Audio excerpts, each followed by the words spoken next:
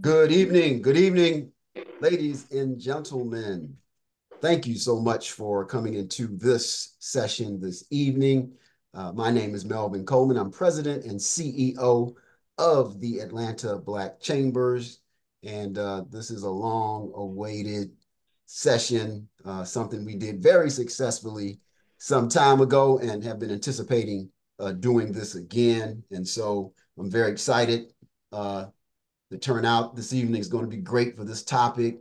And so I am going to turn it over to the folks who are flying the plane this evening. I'm in the background just for support purposes on the Zoom.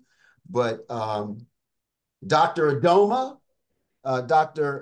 the Vice President of Governmental Affairs for the Atlanta Black Chambers. I know we've been waiting and planning, and now it's here, and it's good that we're having another session on cannabis hemp. So I'm going to turn it over to you, ma'am, and I'll be here if you need me, but I'm excited about the lineup and everything that's about to happen. So please say good evening and let everybody know what's coming up. Thank you so much, Melvin. And I don't know if you told them that you are the president of the Atlanta Black Chambers. You forgot. No, I think I did. Else? I think I did. Did y'all get that one? Okay, I just want to make sure. And we're kind of fortunate tonight because we also have the president of Advancing Black Businesses, Marquis Tate, here in the room. I'd like to, before I say anything, I want to turn it over to Marquis.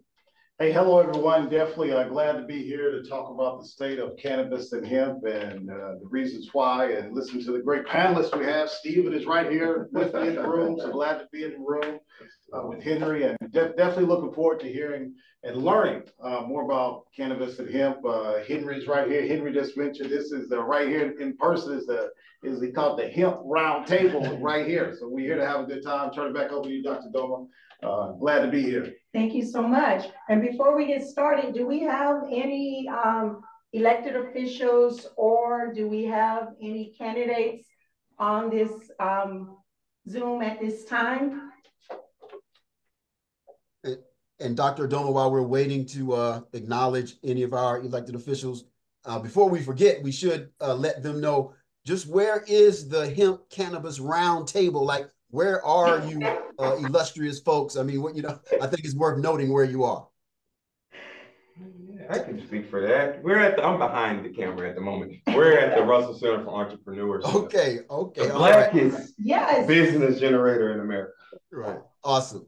Just want to get that in because we'll totally forget. They won't know that the Russell Innovation Center for Entrepreneurs is where you all are, and the Atlanta Black Chambers has an office in that space. So just want to give my people a good plug. All right. Very beautiful. Are we allowed to visit that office and check and be able to meet with anyone? Yes, we're there throughout the week. Different members of the team. Absolutely. Right. Are there any members of the Governmental Affairs Committee online at this time? I'd like to recognize them if they are. I know some of them will be on a little later. I believe the co-chair of Gov Affairs, Mr. Hayden Singleton, is on, but I don't know if he looks like he might be frozen. He's frozen. Okay. We'll come back to Hayden. We'll come back to him. Well, first of all, I'd like to thank everyone for being on this call this evening. I can tell you now you're in for a roller coaster ride with lots of great new information. The last time we hosted this event, as Melvin said, the Q&A, we just had to cut it off. I mean, it was nonstop. And that is why we're hosting a series 2 to series 1 because of the demand for this particular topic. So you're probably wondering, what are we going to cover this evening? We're going to talk about the state of cannabis / hemp. We're going to define and describe the difference between the two. We also are going to talk about the state of Black farmers. Black farmers now in this country need a voice. And I think this might be one way for them to have a voice in that industry. Also, we're going to talk about how do you get a license, first of all, in Georgia, But how do you get a license in other states? We have an illustrious, very talented panel here, from Black farmers to doctors to professors to business owners, advocates here. I think you're going to be impressed with the panel, but also what you're going to walk away with. How do I get a hemp license? How do I become a hemp grower? How much would that cost me? What about some tips and advice, some do's and don'ts, some things that you need to know about? If you're recording this, I think it's going to be good information for you to refer back and figure out, is this an industry that I really want to go into? Let me give you a little bit about the state of hemp in Georgia before I open it up. So the panel will introduce themselves after I finish giving you a quick summary. And then from there, we're going to rock and roll with some questions for this panel. And after that session, we will open it up to the floor for questions, for Q&A, and you'll get the opportunity to ask your question. If you don't want to ask your question, type it in the chat and we'll have Lawrence ask the question for you, okay? We don't want any questions to go unanswered. So what is the state of hemp here in the state of Georgia? Back in, I believe, 2019, Georgia issued, at that time, it was about 72 licenses in Georgia. At that time, not one of them was a minority or was an African-American license. I did an open records request to the USDA to find out how many licenses have been issued in Georgia for hemp growers. That number as of today is around 275, and I still didn't see a lot of minorities, especially the Black farmers, on that list. I stand to be corrected, so if you can correct me later on through this, my mind is open for the correct information, but that's what I have as of today. We're gonna touch a little bit on reparations and the hemp industry. You're gonna walk away, to the audience, you're gonna walk away knowing the difference between hemp and cannabis. You're gonna know a little bit about Senate Bill 494, that piece of legislation that Governor Brian Kemp has already signed. It's going through a rigorous process now on how to regulate it with the young people and with putting it in the retail shops. And you're gonna hear about what's happening in the hemp/cannabis market in different states or around the nation. So those are the things, those are gonna be your takeaways. And without any more introduction from me or summary from me, what I'd like to do now is turn it over, and we're gonna go in order, ladies first. So we're gonna start with Dr. Wilson, and each one of them would take about a minute, and they would introduce themselves and tell you a little bit about their background and why they're here, and we'll just go down the line. Good evening, everyone. I'm Dr. Latricia Wilson, coming to you from Florida. I'm an emergency room medicine physician as well as a medical marijuana physician here in the state of Florida. I've been in the cannabis field since 2014 when I completed my cannabis training at Oaksterdam University out in Oakland, California. I think it's still around. After which I kind of closely monitored Florida's attempt at licensing medical marijuana in the state. And back in 2015, we were invited, that is the Black Farmers and Agriculturalists Association, we got a call out of the blue to come and testify in front of the state Senate committee on establishing medical marijuana licensing. So we went up there, that is the president and myself, we spoke in front of them, and we were able to convince them that Black farmers can grow medical marijuana as well as the others that had chosen to do that. So over the next year and a half, I moved to Tallahassee, Florida from my hometown of Ocala, whereby I spent during the week, I would advocate and walk the halls of the Capitol, advocating for this position. I was able to successfully get a bill written that would include the right for one Black farmer, that is one that is a Pickford litigant, and we can talk about that a little bit later, who that is, to get a medical marijuana license to grow in Florida. Florida is a vertically integrated medical marijuana. That is, they grow it, they process it, and then they dispense it all in one company. They don't separate and give out separate licensing for that. So we were able to get in one. Initially, we had 3 in the bill, but it was kicked out when it finally got to the floor. Also, I was able to advocate for Florida A&M University to receive $1 for every medical marijuana card. Each one that is written out, they would receive $1 so they could do public announcement and safety issues about medical marijuana. But however, we got the licensing in the bill for the Black farmer. It still took until 2022 before they were able to finally call for the application for the Black farmers. And one licensee was awarded last year, 2023. So we could talk a little bit about that. In the hemp space, also I was advocated for the growth of hemp by all farmers. They were initially trying to, again, say only a certain group of people could grow that. So we were able to successfully say that all farmers should grow it, and it should be free. So in Florida, to grow hemp, you don't have to pay any type of fees to grow it. But where they get you is a couple other steps away, and I'll tell you how they do that. In addition, I was appointed to a prestigious committee by the University of Florida that looked at all of the hemp growing in the state of Florida, whereby the state was able to complete and also develop rules for growing hemp in the state. And lastly, I am a hemp grower myself and also have a food processing license, which is a requirement if you're going to sell retail any products that are made from hemp. And additionally, I've been doing some studies with Florida A&M University looking at different varieties, whereby hopefully we'll get some fiber growing in the state of Florida. So that's what I bring to you tonight from the state of Florida.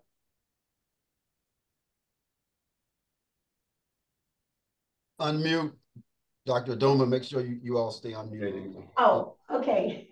Thank you, Dr. Wilson, for that great introduction. Now we'll go to Chris. Chris, you have 1 minute to introduce yourself. Yes, that's Chris, not John.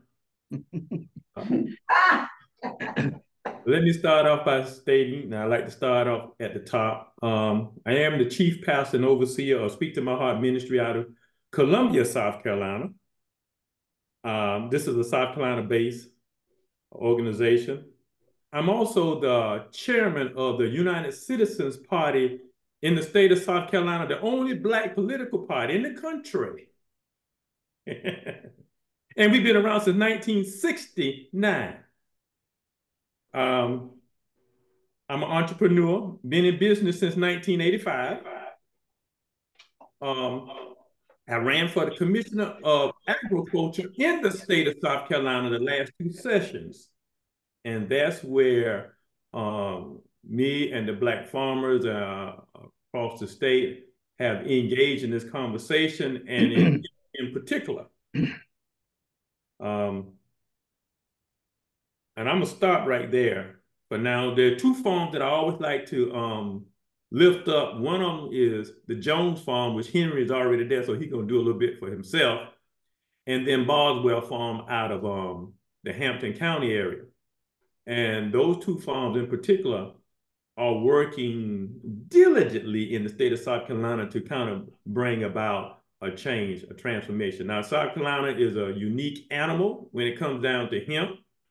It's a unique animal when it comes down to Black farmers. And so in the discussion, in our dialogue, we're going to really get into some beautiful, beautiful conversation. So that's me. Thank you. Thank you very much. What do you last? Leonard. Hey there. Thank you, folks. Hello, everyone. Good evening. Greetings from New Mexico, just a few miles west of maybe most everybody's at. Well, over the last 10 years, I've been actively involved in the New Mexico cannabis and hemp industries. I've been a hemp farmer, and I am now a licensed cannabis farmer. Through my business development and cannabis consulting work, I've worked to establish one of the largest cultivation facilities in the state, as well as to identify over 25 dispensaries throughout New Mexico. I'm currently involved in business development, working for Bluebonnet Laboratories, which is a cannabis testing laboratory here in Albuquerque. I'm the owner, or co-owner, I should say, of a vertically integrated cannabis license, which Dr. Wilson, I believe, has mentioned, which allows us to cultivate, manufacture, and sell cannabis at the retail level. We have not opened any retail locations, but in our particular business model, we've created our own brand, and we are distributing at the wholesale level. So I'll keep that very brief. It's been 10 years, but it feels like 20 years that I've been involved in this business. I was just kidding the folks earlier that my hair used to be jet black, and you can see the results of what's happened over the last 10 years. It's a pleasure to be here with you all. I hope that I can share with you information that will be helpful in your cannabis educational journey. Thank you. Thank you very much. Dr. Jackson.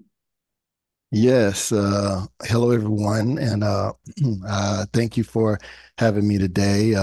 My name is Dr. Elias Jackson. I'm Senior Vice President at Veraform Enterprises. Veraform Enterprises is a biopharmaceutical firm. We focus on the development of precision diagnostics and therapeutic applications targeting infectious diseases, neurological disorders, and cancers. We are not a cannabis company, but we are advocates of the cannabis industry. To that end, we are stakeholders with the FDA's Committee on Cannabis Products. We have developed and have 4 foundational patents for the evaluation for the efficacy of cannabinoid-based products for human consumption and public safety. One of our main goals is to create the bridge for those legitimate cannabis producers, manufacturers, and also products to integrate into the traditional medical space. We started out 10 years ago. We're partnered with MD Anderson Cancer Center and the Texas Medical Center. We also have several partnerships with member institutions in the medical center. And we carried out a study roughly 7 years ago where we looked at the effects of cannabinoids on resistant forms of cancer. Specifically, we call them blood cancers, diffuse large B-cell lymphoma, which basically means, the prognosis of an individual that is unfortunate enough to get that type of cancer is quite grim. So what we wanted to do with MD Anderson, just to do basic studies to see if cannabinoids actually had any effect on these most resistant forms. So the Institute has a bank of cells, human cell lines, and we tested it against several cannabinoids. And to our surprise, we were able to kill 98% of those cancer cells. And this was taken from a bank of many different patients. Some had expired, some are in remission, and some are currently fighting the disease. So it was from that first basic experiment that we knew the potential for the cannabis industry to really integrate into the traditional medical or pharmaceutical space and actually usher in a new level of treatment. And one of the problems that we saw was obviously the research was anecdotal, but it held a lot of promise. So to that end, we developed 4 patents that surrounded and focused on that bridging and integration. And personally myself, I'm a Yale University graduate, also went to UT, also attended HBCU at Howard. So in my career as a biopharmaceutical researcher, I studied DNA damage and repair, cardiovascular disease research, and how I got into this space. My son was diagnosed in the spectrum of autism. And being a native Texan, my family is from the country. Everyone They're big, strong, either you played football or you worked the field.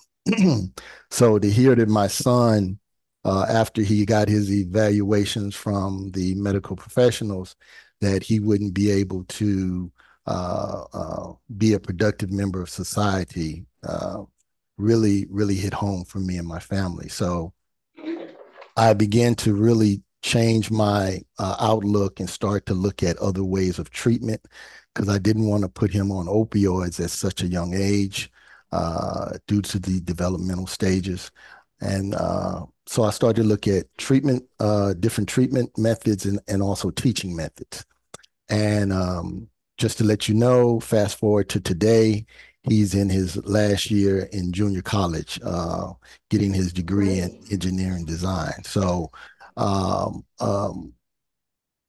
of the things that for me in the general society, the way we treat our patients, it needs to be more precision based.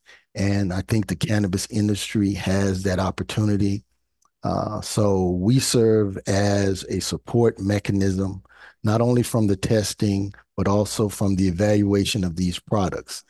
If you think about it, the opportunities for producers, manufacturers is huge, because no longer, if you can prove that your product has medical efficacy and can be integrated into the traditional space, well, now you have a different ROI.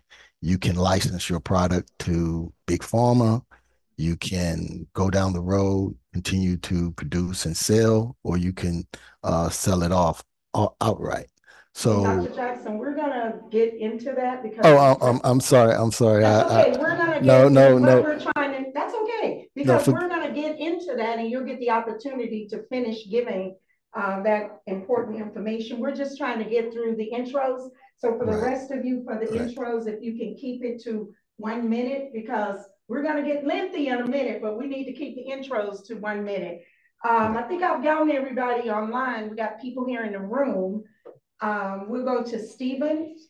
Oh, yes. Just say name for last. Okay. Yes, ma'am. Do I just speak? Yeah, just go ahead. They can see either camera. Oh, yeah. Either camera. How is everyone doing? I'm Steve. They call me Steve the Finance Guy for a lot of reasons. But I am a owner of the Motherland Cannabis Dispensary out of Tulsa, Oklahoma. We're about 3 minutes from historic Black Wall Street. We pride ourselves on being a beacon for heritage in the community, using the cannabis plant as a way of healing and bringing our community together. Those things are super important. I'm super passionate about us in this space. There's not a lot of us in this space, from the farmer area to growing and then processing, right, chemically, but especially at the dispensary level. Selling to consumers, right, going B2C. So, I'm super passionate about the business of cannabis and us not only obtaining a license, but how do we keep a license and how do we have a successful business that thrives, and be able to affect our community and in a way that isn't hurting our community, right? So that's super, super important to me. I'm gonna keep it short, but yeah, I'm Steve the Finance Guy, so I'm super excited about being here on this panel and adding value any way I can. Thank you, Stephen. Now I saved Henry Jones to last, and the reason I did that is because the first event that we hosted, it was Henry's idea. So I don't take people's thunder and take credit for it. It was him. He came to me, he said, Dr. Adoma, this is important. And it was like Betty Wright, and we got to do something about it. So, so we did something about it, okay? And this panel tonight is the result of doing something about it. But as Henry will tell you, we're just not there yet. The struggle continues, and there's lots and lots of work and advocacy that must be put into this brand new industry. So with that being said, Henry, I'd like for you to go ahead and introduce yourself and tell them a little bit about why you started this program. Good evening, everyone. I thank everyone for taking the time out to be with us today. I thank the Atlanta Black Chamber for letting us host this event, because there are a lot of misinformation out there that got started when the farmers got into the hemp and industry business. A lot of people lost a lot of money. So when I started in the industry back in 2017, hemp wasn't legal in the state of Georgia yet, but while it was going to be legal, Georgia was one of the next 10 states, because they was legalizing it by states, X amount of states per year. So Georgia was one of the next 10 groups that was going to be in the legalization. So I started doing my homework of trying to find a farm. And that was the hardest thing to do in Georgia. Trust me, I've been there, done that. I had 2 farms that I actually bidded on, had them in my hand, and somebody came behind me and paid cash for them. So we stopped looking for farms because we knew that was going to be an uphill battle here in Georgia. But we didn't stop the struggle to learn as much as we can. So in that struggle, I went out through various states, Colorado, North Carolina, Virginia, Utah, wherever there was a hemp farm, I went. There you go. Because I needed to learn. I needed to see what we was getting into. I needed to talk to a lot of the experts that I see on this panel here tonight. Those are people I've met out throughout the country who have taught me so much. And when we decided to do this, and I went to Dr. Duma with the panel and says, look, we need to talk about some real issues out there. You know, we don't want to sell the people the sizzle.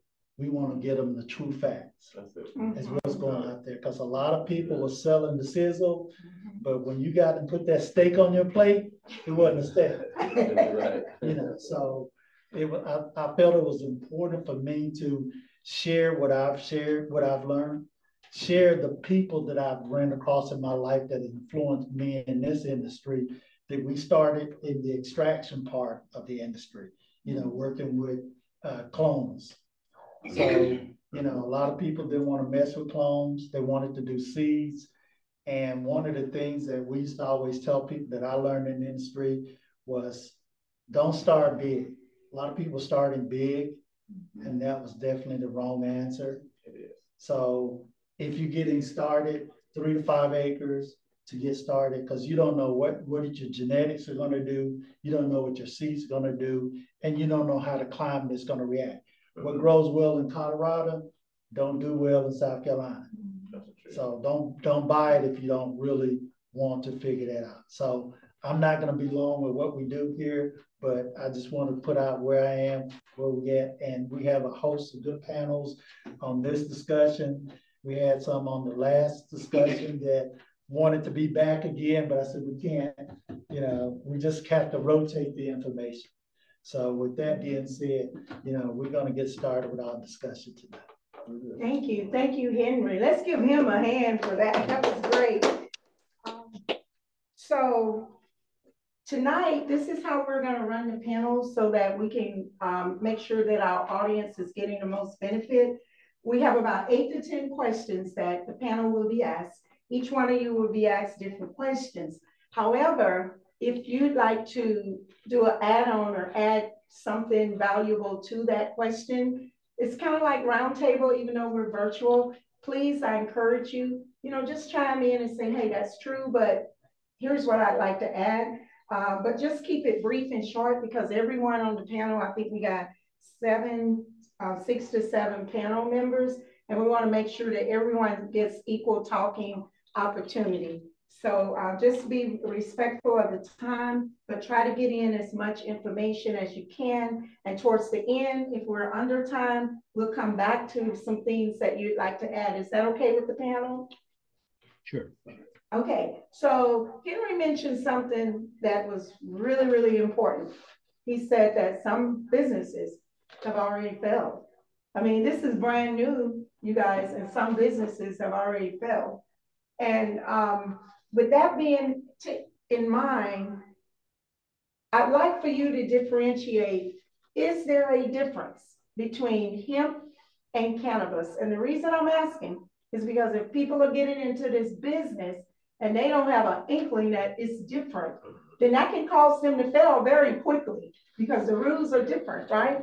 And so I want to, I think this one I'll start with Dr. Wilson, and then if somebody wants to add to that, please just dive in and we'll keep it moving, all right? Okay, just to clarify, both are cannabis. That is, you have marijuana and you have hemp. They're both under the cannabis family. So when you hear someone say cannabis, they could be talking about marijuana and they could be talking about hemp.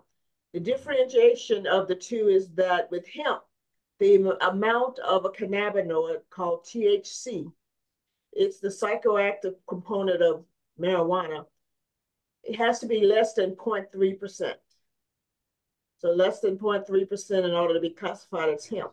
It's the same thing as marijuana, but marijuana, you can go up to 28%, 30%.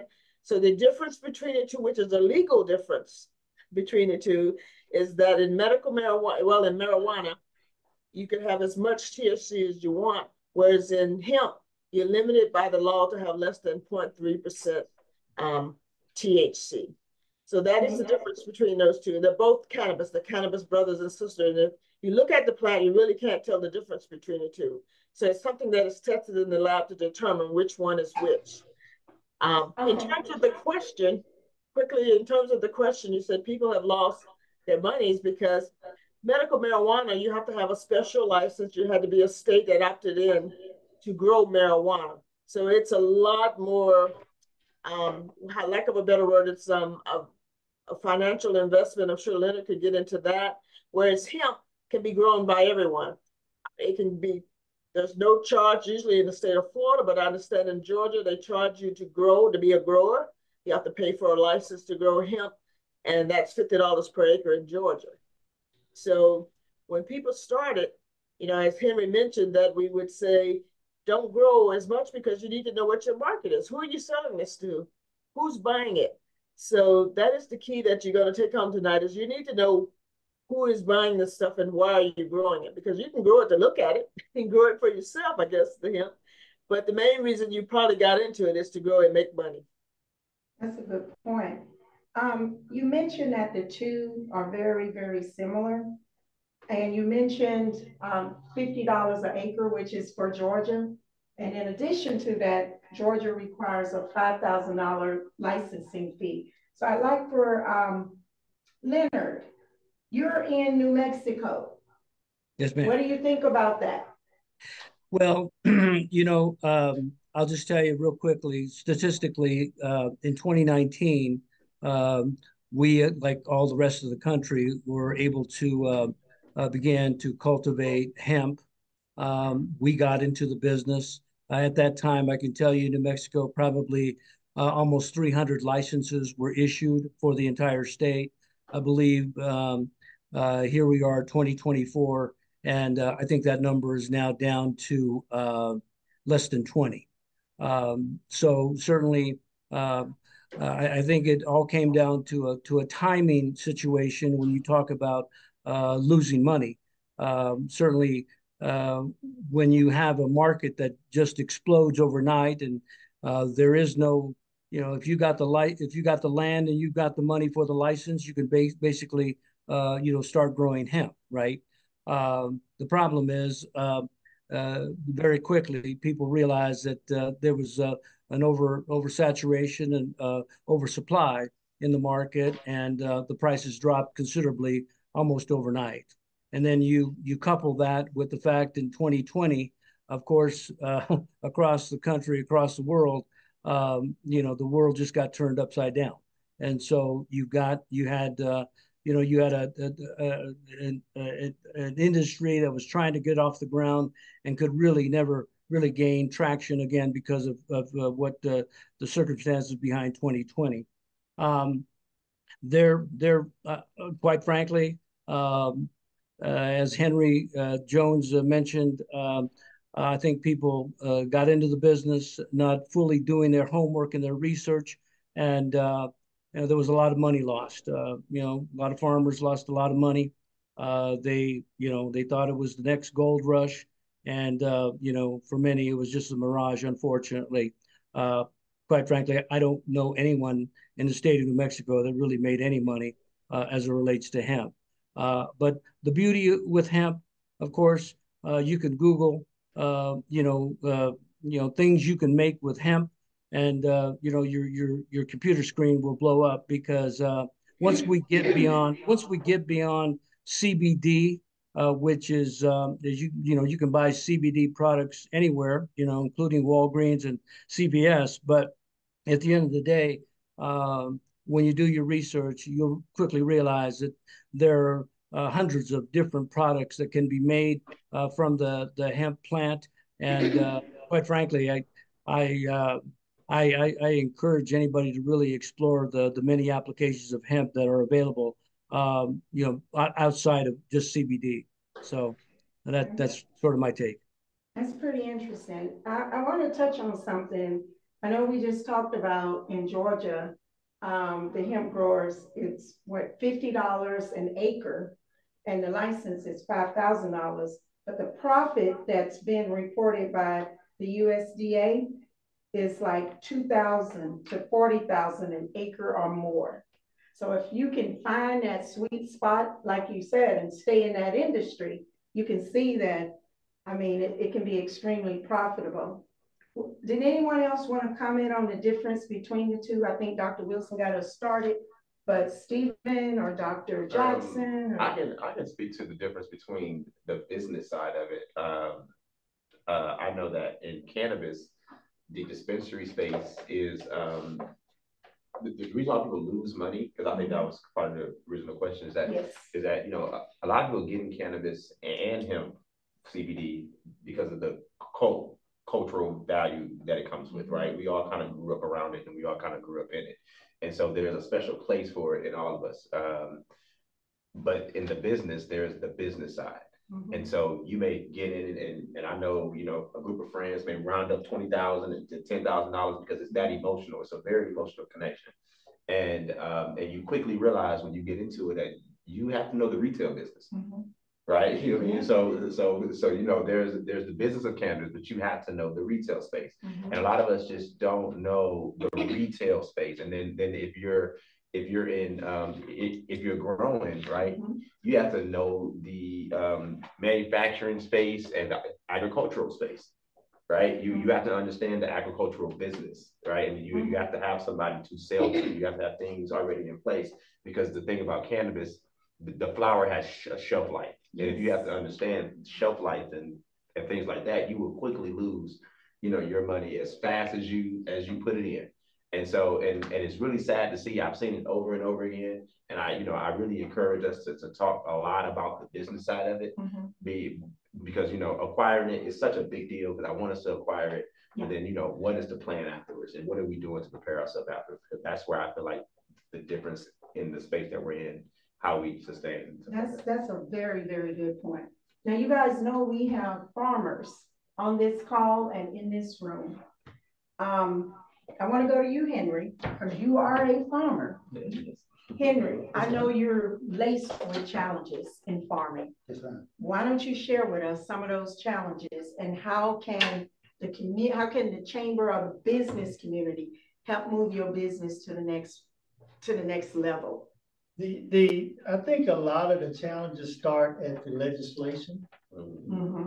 Policy. With policy, because once I got into the industry and I learned what was happening, I went to the legislators and say, okay, these are some of the things we need to focus on before you guys write the legislation. Because the challenges that I face is we have legislators who's writing legislation on committees that really didn't know what hemp was, didn't know what the problems was, or what they was opening, I call, in a lot of sense, Pandora box. They were so busy contributing or trying to control Delta 9 that when they opened that gate, and now a lot of the farmers are learning that a lot of the products that they thought they was going to grow are now being snatched off the shelves.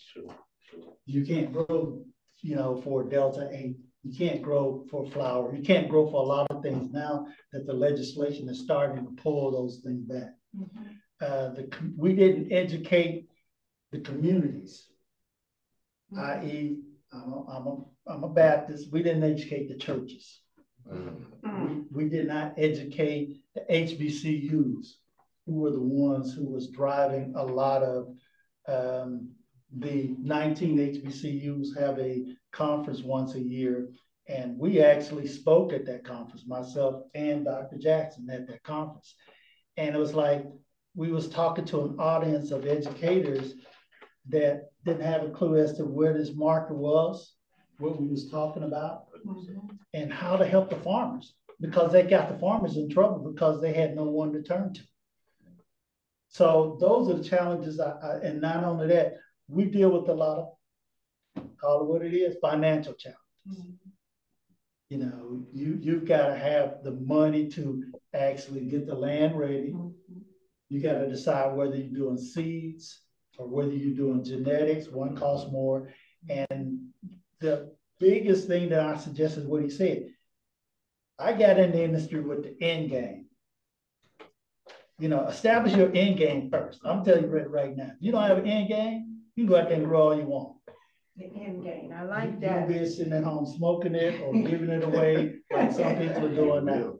I like that. You know, and we've got to get the legislators to, you know, take the big industries out of this game. You know, overall, this industry over the next 3 years is going to be $70 billion. But if we can't get in it as African-American farmers at that 4% of farmers that's in America, then we're losing the game. We can't get in the game as to if a state, and I'm not going to call the name, if they issue 10 licenses. Call them out. No. If they issue 10 licenses, and you know, the legislator says, okay, we're going to make it even. We're going to issue 10 licenses. We're going to issue 5 to African American. We're going to issue 5 to everybody else. Okay, so you give me 5 licenses. Okay, but I'm growing on 50 acres, 5 acres. Now you're giving these guys 5 acres, and they growing on 5,000 acres, 2,000 acres. They're the first to the market. Yeah. So they're setting the prices. They're setting who they're going to buy for. And you, the little guy, and so many farmers got caught up in, you're not going to get your stuff processed because you're not going to even get it in the door. That's a good point. And Henry talked about policy. Okay, now I know Marquis gonna love me for this one, but policy is very important. And I think, Chris, I'm gonna refer to you right now. Can the cannabis industry, I'm keeping policy in mind, can the cannabis industry help reparations? You said recreation or reparations? Reparations. Reparations. Reparations. I heard you the first time. I know you did. I said it again to make sure. 2 things that I want to share with you. The first thing is, and Henry has touched on something, money. I think our biggest problem is that we have not dealt with the situation of reparation. That's across the country.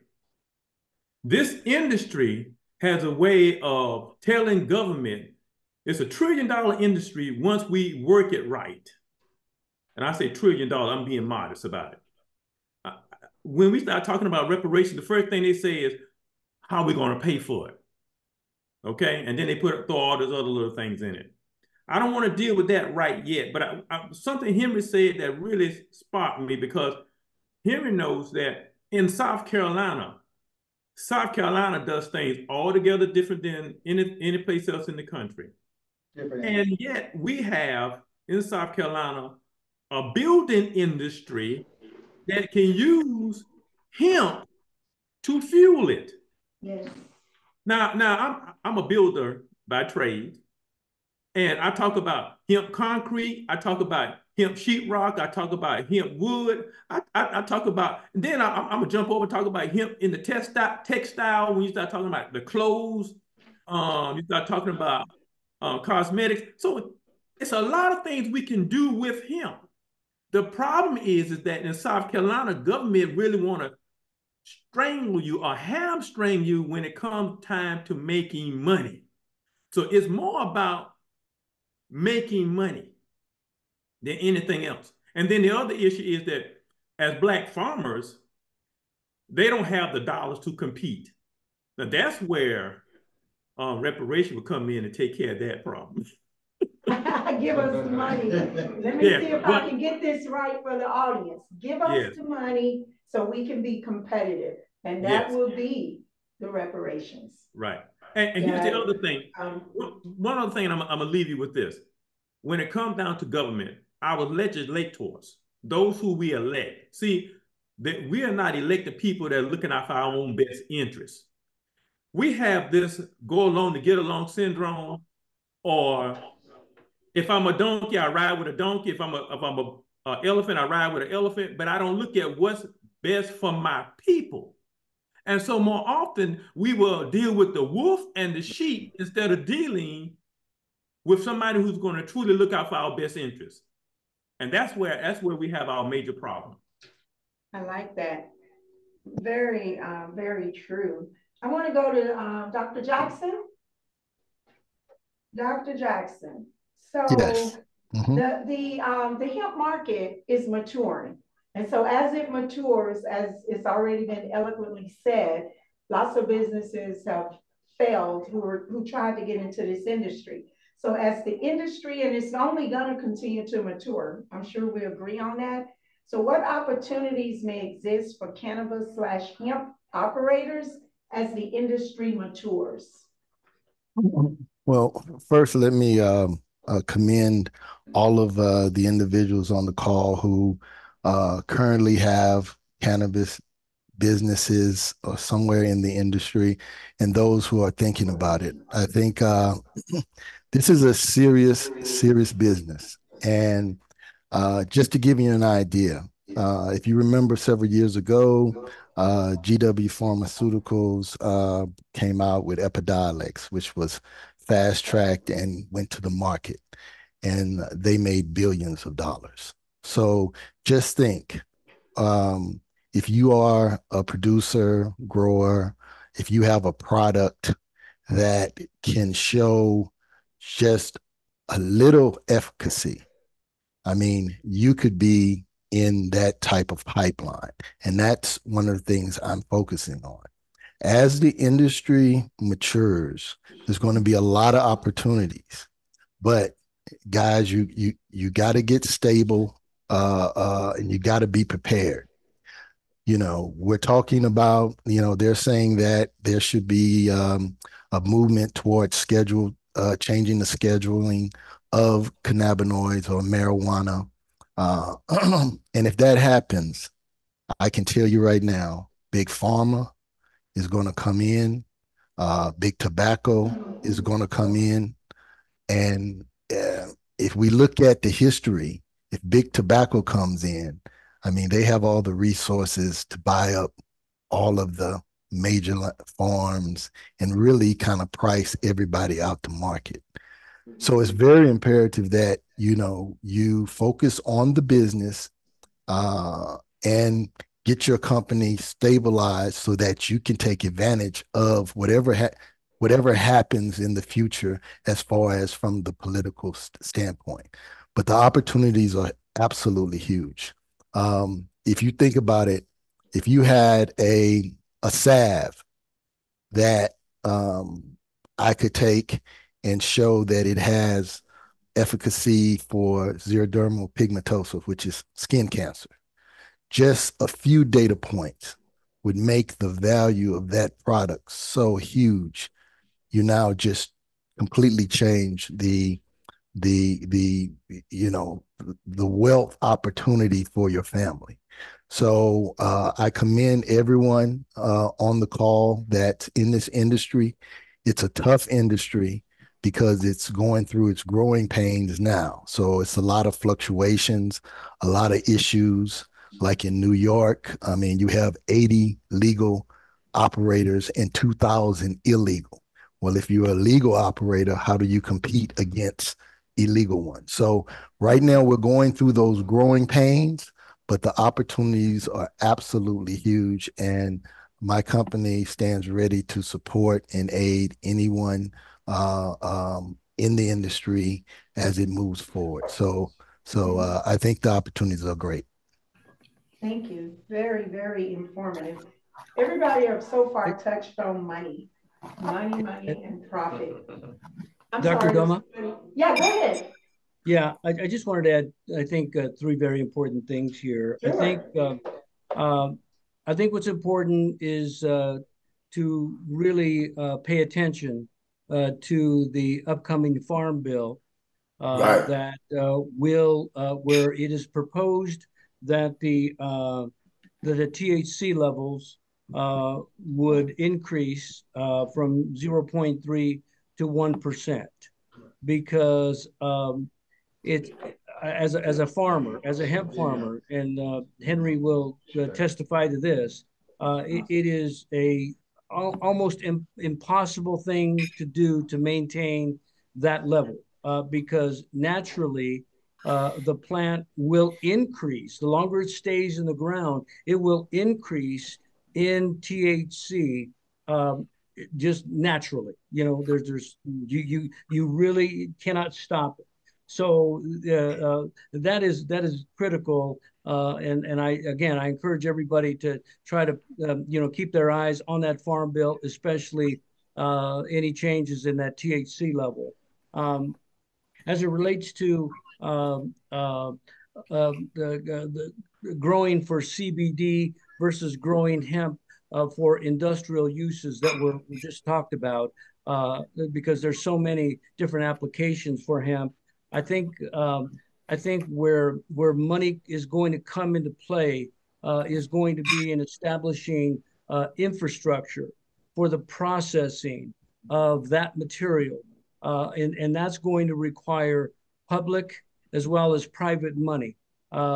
It's going to require certainly private money out there, but I think those that do get involved in the processing and manufacturing of that raw material are really going to benefit greatly. You don't have to be a farmer, but if you can be a processor or a manufacturer and you can put together the infrastructure to make that happen, I think there's certainly money to be made in that arena.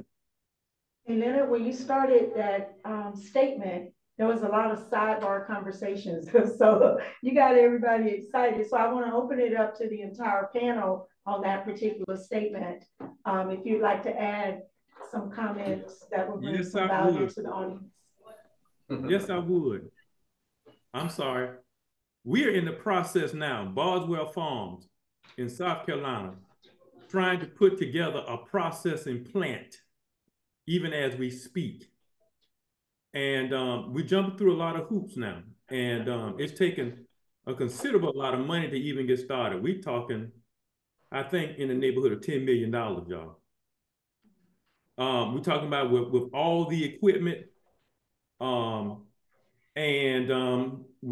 rounding up at least 2,000 to 3,000 acres. We need at least about 10,000 acres committed. And so this is not an easy task. Myself and my brother, we sit on the board. But then we have to get everybody on board to understand what we're trying to do. And so, brother, you are absolutely correct that the processing plant is the key. But then that's where the Atlanta Chamber of Commerce comes in. now, if we can solicit some of these folk on the other side to come in, and it's all about collaboration. If we can get folk infused, like what Henry is doing at Gray Court, just investing some dollars to make this thing happen. South Carolina is on the cutting edge, and yet just a few dollars. And that may mean $2 or $3 million, but guess what? You will see the result. And I believe you'll get a return that you would be happy. And I'll just put that plug in. So I thought I would say that. Hey, Chris, yes. Excuse me, I was just going to add, I recently came across a company out of, I believe they're from Wisconsin, and they're doing hempcrete. Right. And as a strategy for raising funds, they went into, I believe, some form of crowdfunding, right? That is becoming very popular. But I could certainly be more than happy to share with you the link to that company and some of the creative ways they've put in place to raise funds, raise capital. Yeah, and look here, and we all yeah, for it because I mean, and we are, when I say we're on the cutting edge, we got a building, a brand new building that we're trying to acquire that runs about $3 million.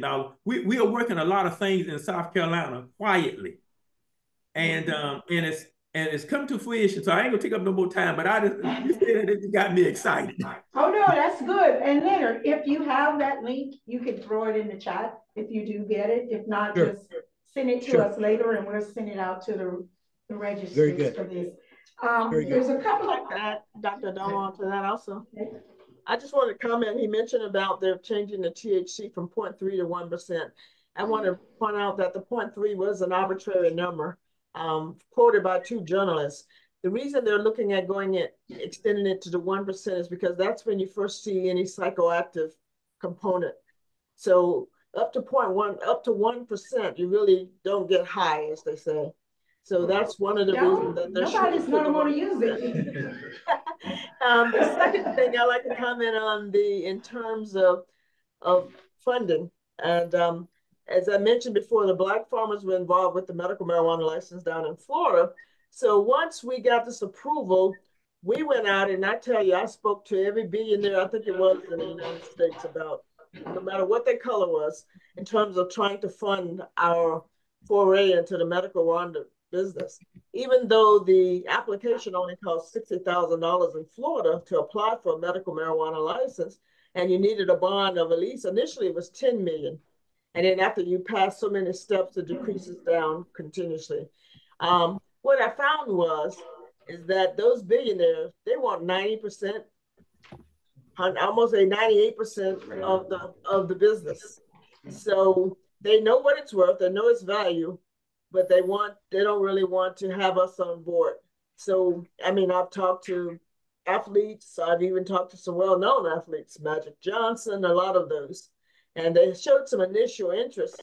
And a lot of the, pro players, they'll say, talk to my agent. So we spoke to their agents, and their agents would say, no, I don't think he really should go into that type of business. But the next week we would get a call from the agent who wanted to invest himself. So there's a lot of things you just have to be wary of about there. And it does cost a lot of money. Processing is the key, especially hemp. That's where it is, because otherwise you'd just be a sharecropper. You'd just be growing it, and you're turning all the profit over to the manufacturers. That's interesting. And I think you got the chat excited. People are posting that's a whole lot of money, Dr. Wilson. And speaking of money, and Henry, I'm sorry, were you going to yes, chime in? I was going to chime in on the 1% also. They're going to have to change that, because we was trying to do business outside the United States, and a lot of the countries is already at 1%. So their products is like, why are you sending us down watered down products? And with the infrastructure, as far as 2 things I share with people. One is South Carolina State was ahead of everybody years and years ago, because they was going to put a processing center there. A lot of people don't know that. I know it because I was on the committee. The funding got pulled for that. That was back in 2017, 2018, put a center there. So, I approached South Carolina State with Mr. Jackson, Dr. Jackson again, with a similar process. But it was the stigma of we're coming to them with something that's ahead of the game. A lot of our problems is our people are very innovative. So we come up with process ahead of the game, outside of the box. So when you go to somebody and you tell them about what you thought of outside of the box, they don't want to hear it if it's not tried, tested, and somebody stamped it. Mm-hmm. So that's a challenge then. That's a challenge. So we got to get out of that. You don't know what you're talking about, because such and such hadn't given me that stamp of approval. I know guys, like I say, we ain't call no names, but who's been in the industry for years, I've used some of their products, salves, that was better than some of the stuff you buy off the shelves. And they've been doing it for years, but they can't bring it to the market. They can't, right? Interesting. We talked about money, and money have come up pretty much. I've been listening intently. And I think on most of the questions, profitability and money have come up because you get into the business, why? To make money. And we know that based on what Leonard said, in New Mexico, there have been a large percentage of businesses who've tried to enter the market, and unfortunately, they didn't make it very far. So let's go to Steve, the finance guy. Steve, the finance guy, why is the accounting for cannabis so challenging? And why is it so different from other companies?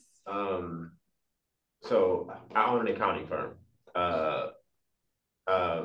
And not by accident, right? I was almost forced to in a lot of ways. But in the front, there's for the dispensary space. In the front is retail. So and in the back, it's almost like manufacturing inventory.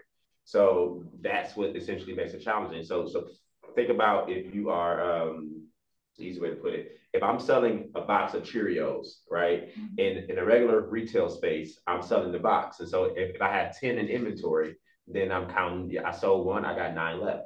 Easy, right? So in cannabis, you are actually counting the individual Cheerios. And you have to account for the individual Cheerios in the box, right? So I'm buying the box as a pound, but I have to account for the individual Cheerios in the box. And so that within itself makes the inventory system strenuous, right? And challenging because you have to be perfect. And if you're not perfect, then you lose money at every turn. So it's not like I can pick up a chair and lose a chair and it's okay. Every time you lose a gram, you lose money. Right. Wow. And so it's really that. And so and that comes from the plant and and that's why they sell trim and and all every part of that plant. So I got a follow-up for you on that. A lot of the businesses that are non-hemp are failing in the first 3 to 5 years because of accounting and finance processes. Absolutely. But think about if you're in the hemp industry. Absolutely. That number is probably much greater. So what ends up happening is that in any business, when we get the license, we want to just get started, right? Because we waited so long for this license, and so we want to get started. So all of our investing dollars goes into this. And so what ends up happening is where we fail is we don't budget for the R&D department, right? The research and development department. And you got to have an R&D. Like you have to put out an MVP R&D is research and development. So most startups understand the value of R&D. For example, when you think of companies like Tesla, 80% of their money that comes in goes directly into R&D. Right? Because they want to be innovative. They want to stay on top of the curve. It's the research, right? That's the most important thing, like investing in the research and investing in the trial and error portion of this, right? Because meaning I know I'm going to fail. So I'm investing in this so I can learn, right? On the way instead of learning because it's very expensive to be wrong in this industry. I'll say that again. It's very expensive to be wrong. Very expensive. Hey, for the audience out there, it's very expensive to be wrong. And that is why this panel tonight is bringing so much value so that you'll know how to calculate the risk on the front end, right? Now, this question is for anyone on the panel. I don't know, but my mother used to tell me there were 2 things I was always going to do before I die, and that was be black and pay taxes. So how can the cannabis industry help taxation? And this is for anybody, just jump in and answer it. I don't know. Just look at it from this perspective. The more we do, the more they're going to tax it. Yeah. I think where government has to have and I'm going to talk about South Carolina now. I think South Carolina could do better in terms of taxation if they allow the representation to come full circle. That means for those who are Black farmers in particular. I think that if the Black farmers get their just due and they produce more, you can tax them at the same rate, but it'd be more. South Carolina would benefit. But in the mindset is that to me is that we don't want to take the gloves off and just let this thing blossom. I think we need to take that restraint off. Now that's just my opinion. Mm-hmm. So basically, what you're saying is go ahead, Dr. Wilson. I'm sorry. I said in terms of taxation, an example that we have here in Florida, in my hometown, we're known as the horse capital. And so property taxes for horse capital, if you're having horses and you're running horses, your property tax is nearly zero. Can you imagine not paying any property taxes and zero in Florida? And so a lot of people have a lot of horses here. Whereas the rest of us, ag property, you do get a decrease in terms of taxes if it's ag property, but it's not the same as if there were horse. So if they did something like that, whereby if you're growing cannabis and you could be taxed or no tax, very similar to what they do for the horse industry, I think that could be very helpful. So I think what I'm hearing is that taxation can actually help the industry. How can that help more? Yeah, but if you owe.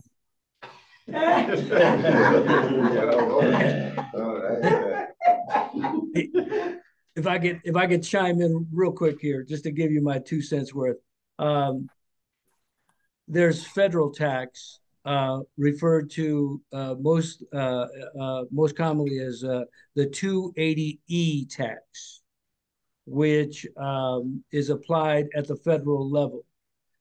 You need to research exactly how that works, or work with your accountant to really get a hold of what that means.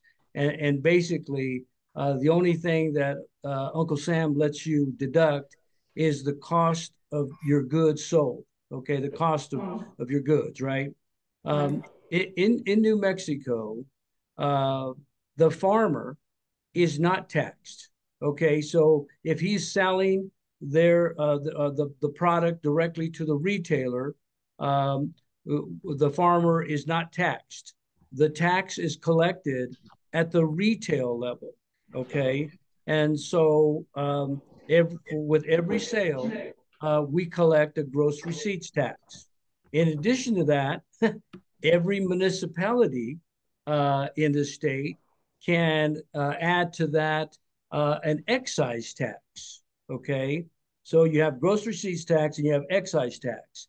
So when you look at New Mexico, say for example, last month for adult use in medical cannabis, our sales were right at 52 million for the state. Okay, so if you purchased any product, being just the age over 21, you were taxed at the gross receipts level and also at excise tax. Okay. The interesting thing about in New Mexico, and you all should consider this wherever other states you're in, but in New Mexico, as a medical patient, right? As a medical patient, because in New Mexico we have a medical program and we have an adult use or recreational program. But here in New Mexico, as a medical patient, if I've got a medical card, right, I do not pay any tax. Okay, so that is an advantage for someone who has a card. But certainly we are generating quite a bit of reoccurring revenue to the state every time. If you're over 21, you walk in there and show your driver's license, you're going to be taxed. And that's happening every time. So anyway, that's just what's going on in our world here in New Mexico. And I'll say this from the dispensary standpoint, we are the worst when it comes to the taxation because we get hit almost 3 times. So we only make 15% on 15. I mean, they take 15.5% on every dollar, right? Because there's a state tax and then there's a cannabis tax. And so that is it's horrendous. And then for us not to have any banks available to be able to put our cash into it, it makes it challenging. What makes it exciting, right, for everyone is the demand is there, right? So that's why we're all in business, right? Because it goes from seed to sale. And so it goes from the grow to the processing to the testing. So there's room for everybody, but it all comes from the demand that the consumers is there. They want this flower. And so, you know, that's what's exciting. That's what keeps us in business. That's what keeps us wanting to learn it and, you know, and willing to take on all this risk. I think Stephen brings a great point that we want to mention, that I think one of the biggest issues in the industry right now is banking, whether you're doing marijuana or hemp. It is. And as a small e-com hemp company that I have, I think we've gone through 7 banks. We've gone through 4 or 5 processing facilities, credit card processors. So it's very difficult. And in fact, I'm looking for a bank right now. So we were able to find a credit union, but they said, please don't mention that they are our bank. Here's That's how bad it is. You guys do so many. Here's a suggestion. Here's a suggestion. There are 2 things, right? Like, I'm sorry. No, go ahead. There were 2 things that came out. The first thing was when he was talking about the legislature's lobbyists. We need to have more lobbyists. And the second thing is, to answer your question, Dr. Wilson, and you need to think about this. Why not start your own bank? It's easy to do. I can't think. So what happens if again, 2 things that we can do and we can do very well. I'm talking about in the conversation. Start your own bank and start your own insurance company and have in-house everything. And then just for those who are doing hemp, if it's Florida Bank, South Carolina Bank, but then we can collaborate together. I mean, that's an idea. That's a good idea. That's a great idea. However, the banking side of things is with cannabis and the federal, because it's still a Schedule 1 drug. That is the biggest issue with the banking, because that goes back to. You're right, but that goes back to when we have lobbyists that are lobbying for us.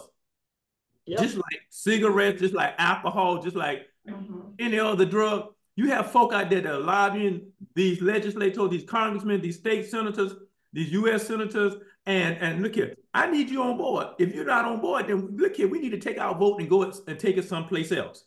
I mean, we have the power. The problem is that we're not utilizing all of our resources. We are being limited in what we do based on what they're giving us. I don't take nothing when somebody give me. I go ahead. Let's do I've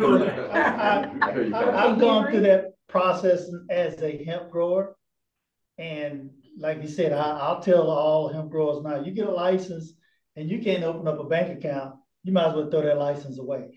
There are several banks in South Carolina. I want to mention no states, but there are several banks that if I go to them right now and say, "Oh, I grow hemp," they're gonna shut down my account. It's just closed. It's automatically closed. It took me, when I was in Georgia and doing hemp, it took me going to Florida, to a whole nother state, to find a bank that would even open me an account. And here's the part that kills you. They call it a specialty account. You don't want to know how much you have to pay every month just to open that account. Wow. It is outrageous. I'll tell you how much you got to pay.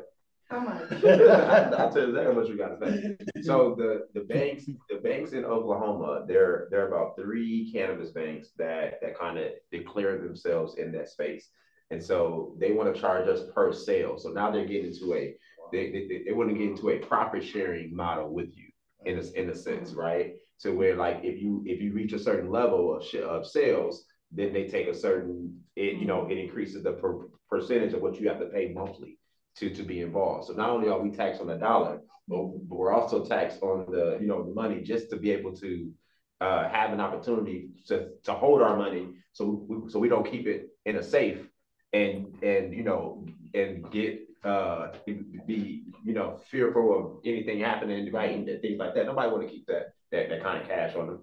So so those are the different things. I can teach us a little bit of the workaround, but I don't know if this is the platform for that. No, it's not.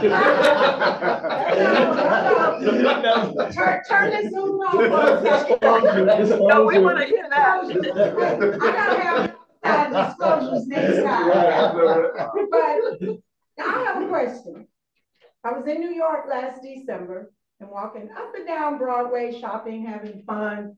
I mean, you guys, it was retail shops everywhere, full of every type of gummy. I have no idea what they were.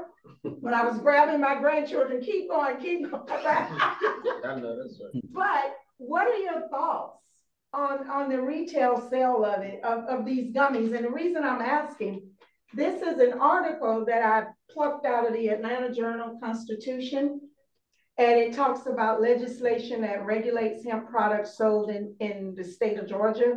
They're setting age limits, and also they're determining, they're setting age limits, and they're determining the safetiness of the products. Can you speak a little bit? The audience want to know a little bit about what your thoughts are on putting the gummies on the shelf in Georgia.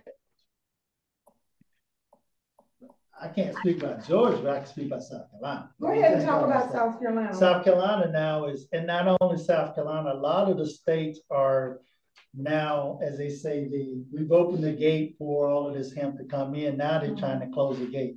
And one of the gates they're trying to close it on is setting limits now on gummies, brownies. You got to be 21. Mm-hmm. And as Dr. Jackson and I said earlier, there is no standardization for testing. Until the federal government set up some standardization for testing, they can't control what people are putting on the shelf. Like you said, New York, everybody got a different gummy, got a different brand, that's tested by a different person. So that cat is out of the bag. So now they're trying to go back, and now we're going to go back and regulate it. Well, it's kind of late. Now I can understand them putting age limit on it because some of these gummies are really out there, and brownie, and they're really out there. They're really potent, but until they go back or we set in motion some standardization for testing. That's exactly. That's what they want to get to now. If your stuff can't meet a certain criteria, you ain't going on the shelf. You're not going on the shelf. But let me read a couple of things, because what you're saying is what Georgia is trying to prevent. So this article says the legislation, Senate Bill 494, would require manufacturers to analyze hemp products for THC and other ingredients with labels on hemp products, informing the customers of what's the content, what's in it. And then it say the bill passed the House 168-3 and the Senate 52-1. It went to Governor Brian Kemp for his signature or for a veto. So they're trying to prevent what's happening in other states. Not only are they trying to prevent it, they're trying to shut down the moms and pops who can white label. That's right, exactly. The small businesses are going to get shut down with that because you can't produce the labels, you can't do the testing. So big businesses are taking over. They're taking over. We're shutting you guys out. And let me just say this. For the audience, marijuana remains illegal in Georgia, except for patients authorized to consume the low THC oil for medicinal purposes. I think I said that right. Medicinal. Huh? Medicinal. Medicinal. See, that's why I got experts in here. Now you know, I'm not the expert, I'm the moderator. But for the audience, you need to know this is a great conversation, but you need to know what's legal in Georgia. Because here's the thing, you can travel, and I travel a lot. You can travel with a whole bunch of gummies, right? In one state because it's legal. But then when you get in that other state, just know you could be arrested. And when you're on cruise ships, just know that every country have their own laws. And so we don't want anyone on this call to walk away and think that you can have a pocket full of gummies in one state and travel to another state. So we want to keep you with your freedoms. And I want the panel to address that. Well, I was just going to add to what Henry said about the labeling and in terms of the gummies, the different variety. In Florida, we already have that in place for hemp gummies. You have to have a separate, what we call it's called a hemp retail license or hemp extract retail license. So any type of processing, any type of food product, you have to have a food permit in the state of Florida. And you pay $650 a year for a food permit. that comes with the requirement that you also get, you have to have the safety training to get the permit to consider to pay for the permit. So you have to go through this process in order to sell, for us to sell gummies, even though I'm selling only online, I'm not selling out of store or anything. I had to have a safety permit. And they also came out to where we store our products. We had to have a two panel sink and water sink, separate water. Even though we're not processing or doing any of that in this building, we had to have that. So that's one way they want to ensure the safety. Now, there's been a push to require that a lot of, we're all required to have a certificate analysis on every product we sell. And I think they have that requirement in Georgia too, but I know in Florida, you have to have a certificate analysis, which tells you how much THC, how much of the other cannabinoids, CBD, whatever you have, are in that product. And in Florida, you're required to have a label. It has to meet specifications. You have to know what percentage of what is in the product on everything, on all your products. Even for our gummies, we have to have that in Florida. It's an added expense. I just wanted to add, I couldn't agree with Henry more when he says that basically the hemp CBD manufactured gummy business is totally unregulated. I mean, here in New Mexico, every convenience store, every can sell a gummy, and they do not have to maintain a certificate of analysis on the premises for that particular product. So it is very unregulated. And I would say, especially any of the Western states, like I said, you can go into a 7-Eleven and buy, a package of gummies. But when you cross over into the THC realm of cannabis and you're manufacturing any type of edible product, especially here in the state of New Mexico, the labeling of that product is there are regulations that mandate exactly what's going to go on that particular label. Here in the state, you can't even have a packaging that could be considered attractive, to a young person. So you've got to be very, very careful with your packaging to make sure you maintain compliance. Absolutely. And you guys, let me add. And I definitely agree with that. But I also want to speak on what real regulation means. So one of the best kept secrets in the industry is lab shopping. So a lot of labs are required to have ISO certification, and you can buy that. A standard would mean that every lab would be running their machines the exact same way. And that's not what we have. We have great labs out there. We got not so great labs out there. So if I'm a illegal producer, as kind of like what we're seeing in New York and a lot of the states, I can lab shop. I'll just go around and find that lab that gives me the right numbers to put on the packaging and the labels. And that's a problem. And it's a real problem for me because when you start talking about the pharmaceutical space, if I bought Tylenol in Houston and bought Tylenol in Washington, D.C., I know it's the same because there is a regulatory set of standards that everybody must operate on. That's not the case. Even though in a lot of states, they're saying, well, we're requiring regulations or we're setting standards, and they're not true top level standards that strong industries tend to follow, successful industries. Now we're going to get there, but there's an issue even with if you require so much labeling. Well, let's go back to the actual evaluation of those numbers that go on that label. So for me, it's really aiding and helping the industry get to that point And those are the key pieces that we have to look at, definitely from a policy point of view, because if I'm making money and I'm an illegal grower, and just as Dr. Sadago said, I mean, you can find, I mean, here in Texas, you can go in and see CBD products with very little labeling on it. You have no idea what chemicals are in those products. And let me end with this.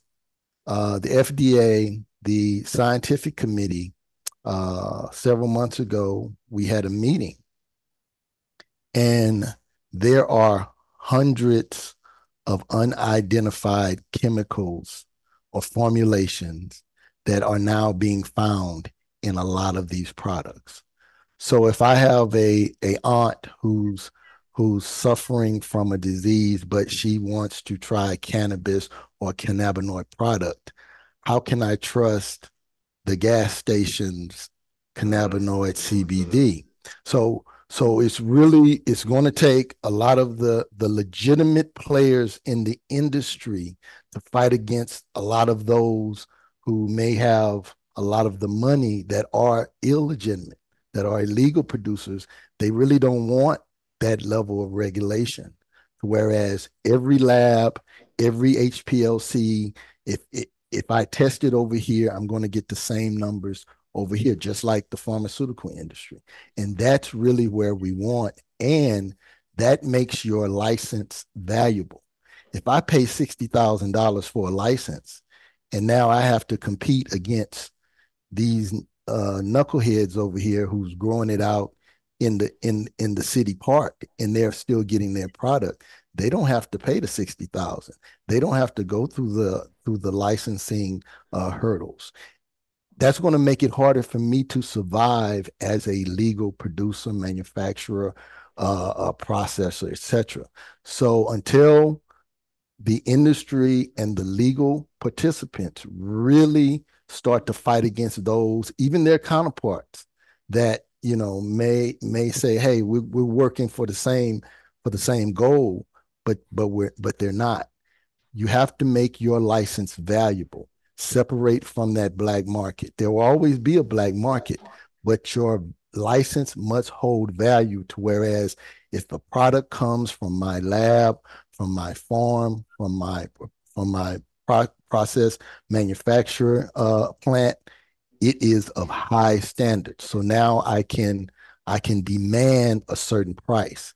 But if I'm competing against a group over here that they don't have to go through that, I mean, there's no way you're going to beat them because their cost to market is going to be a lot less. So those are the things when we hear all these buzzwords about labels and standards, let's get a real understanding that a true regulatory standard means if I buy a gummy in California, it is the exact same gummy, whether it was tested or whether it was produced over in Florida. And that is not the case that we have in the industry now. That's a really, really, really good point. Very well said. We have about 15 minutes before we get your closing tips and advice to the audience. But what we always do in these types of settings, we always let the audience ask questions. So if you're in the audience now and you have a question, if you can unmute and ask your question, if it's for a particular panelist, please direct it to them. If it's for anybody, just ask a general question. You can also put your question in the chat. Hi, this is, go ahead.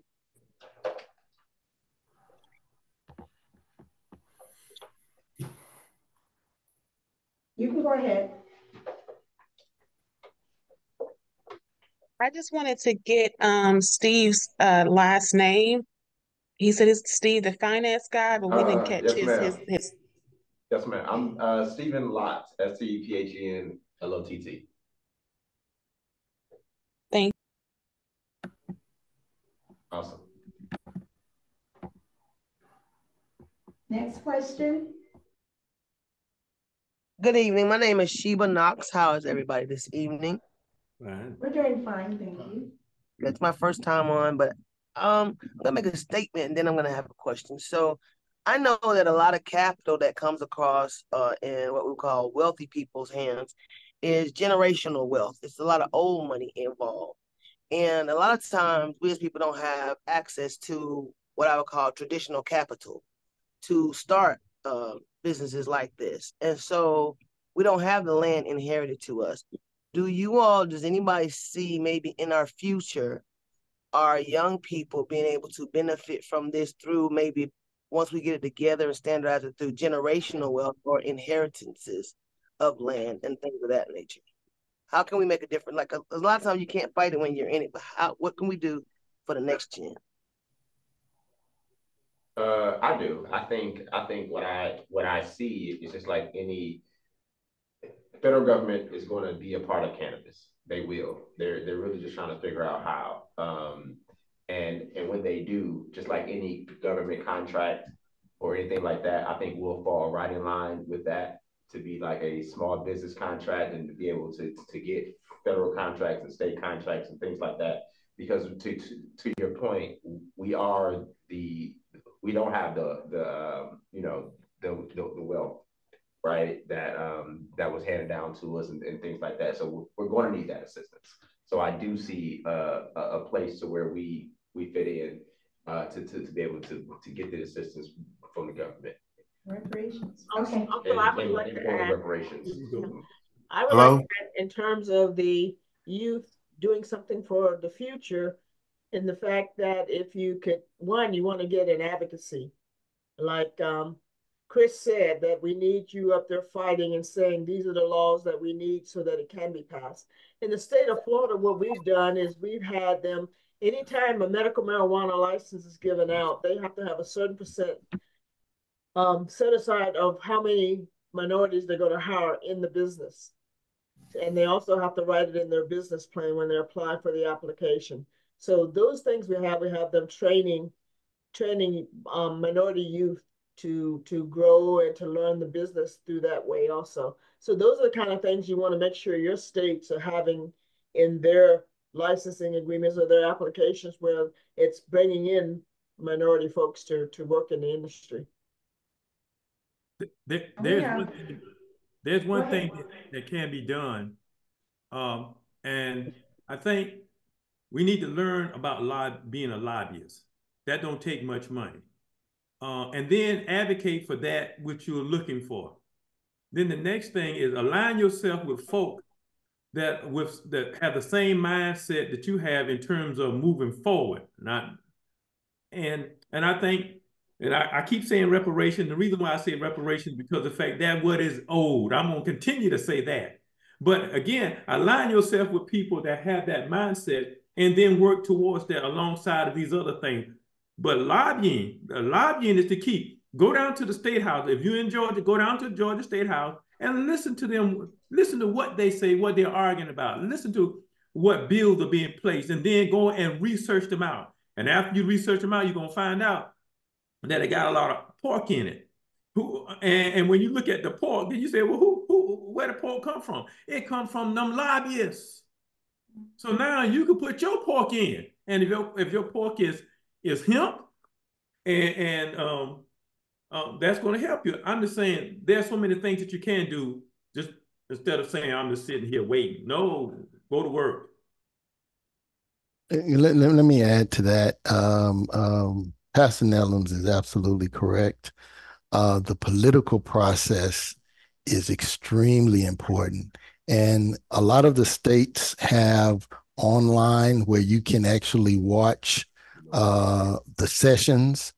And if you can, I mean, if 30 minutes out of your time a day, if you find out that the Committee on Cannabis Regulations or there's a hearing about new legislation, you need to listen to that, because that's going to give you a good idea of where things are going. Lobbyists, I mean, you're talking any upwards of anywhere from $5, 10, $20 million to move their language in different legislative bills. So you guys got to be aware of things, especially since you're spending so much money on building your businesses. If a bill comes out that changes a point of THC, or it changes a rule and now you got to tool up and you weren't prepared, I mean, that could have devastating effects to your bottom line, your budget, and you could find yourself out of business. So it is very important that you pay attention to what's going on in the States, because right now, as you see, everybody's using, since this is an election year, is using the changing of scheduling for cannabis. The DEA is talking about it.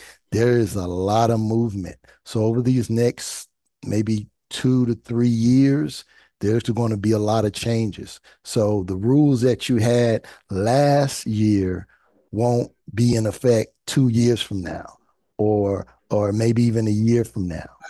So guys, really, really be aware. So I just wanted to agree with that statement. Thank you. We got a lot of questions in the chat, but I want to take the questions online first. And we got about 20 minutes to get them all out. So if you're online, go ahead and unmute and ask your question, please.